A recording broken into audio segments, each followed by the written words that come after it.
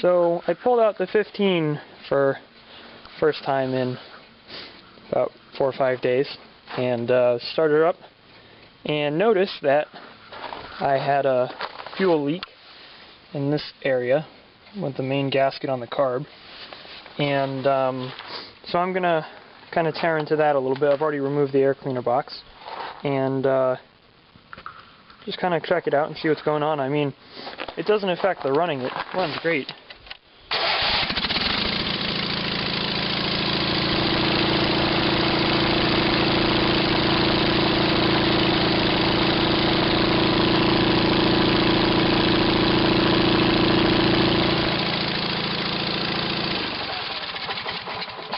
But it's just leaking out of that main gasket. So I'm gonna remove the top of the carb, see what's going on, and see if I can't fix it.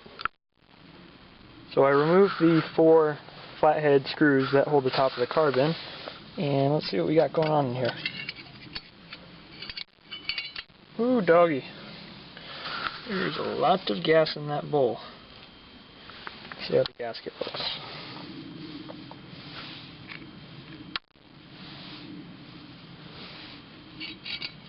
My float seems... oh, there we go. Now, the gasket doesn't look bad at all, really. Actually looks quite good. So I think... actually, here, you know what? Screw it. Let's go take a look at the parts carb. So here's the spare carburetor. It's a DD11, which means that it's actually the original 16 horsepower carburetor that came on this tractor, but the bowl, actually the bottom part of the carburetor, this bit right here, that's off a DD13, which is an 18 horse, which would have been off of either an SS18, which would make it a 76, or an 18.6, which would make it a 77. But you know what, I'm just going to pull the screws off this one and see what the gasket looks like. Okay, so here's the the top of the DD11 carburetor, which is actually, this is the top, the DD13. So, bottom 16 horse, top's 18 horse, not like it really makes a difference.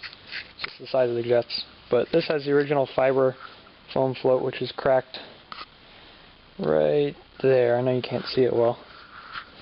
Stupid camera. But the gasket on this actually looks to be in worse condition than the one that's currently on the DD11 top. So I think I'm just going to reassemble it and maybe spray some carb cleaner around it to make it seal up real good. No, but this doesn't look bad. I mean, it looks usable, but I think the gasket on the one that's on there right now is a bit cleaner. So I'm gonna, put the DD11 top carburetor piece onto it, I mean, the fact that you'll see I can like pick up the gasket, whereas on the other one I can't. Maybe there's some sort of sealer I should use. I don't know. I mean, I don't want to put any adhesive type stuff on it because it'll get gunked up and real nasty and shit.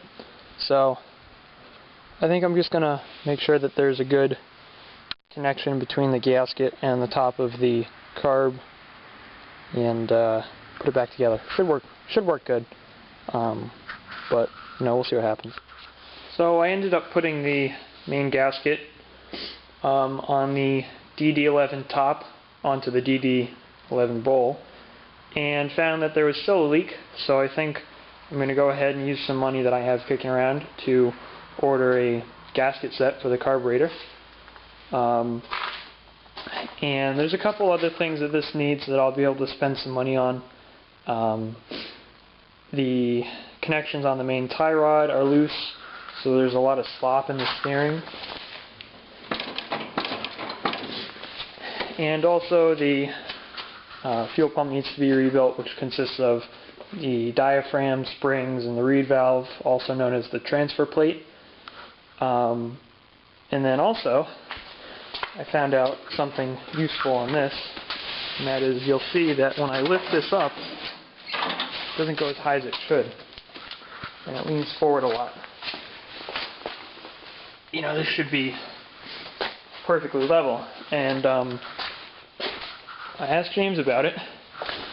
And in the mule drive back here, there are 2 pins. Hard to see, but there's a pin right there and one on the opposite side. And on any mule drive attachment, I'll show you the snowblower. Not only are there pins in the front that need to line up, there's also this groove in the back right here. This groove right here. And that groove slides over the 2 pins that I just pointed out. So there's a good possibility, good chance that those pins are worn out, and I would need to measure and weld or bolt in something to serve the purpose that those pins serve. So, the 16 needs a little bit of work. Something that I've been, just things I've been putting off for a while. And nothing major, luckily. But starts and runs, I'm just hesitant of running it because it leaks a little bit of fuel. If I needed to use it in a pinch, I could, but I'm thinking that in the time being, I think if anything right now, if I can fix this mule drive issue, then I'll be using the 18 to plow. But I don't know. I mean, if the blade doesn't lift up, then I probably won't. I'll probably just take my chances with the 16. But that's all for now. Not too much going on this weekend. I'm looking at getting some new tires for the 18, but I'm going to have to see how much the carb parts for the 16 set me back. I'm thinking either 231050 Ags or 231050 turf tires and just run chains on it.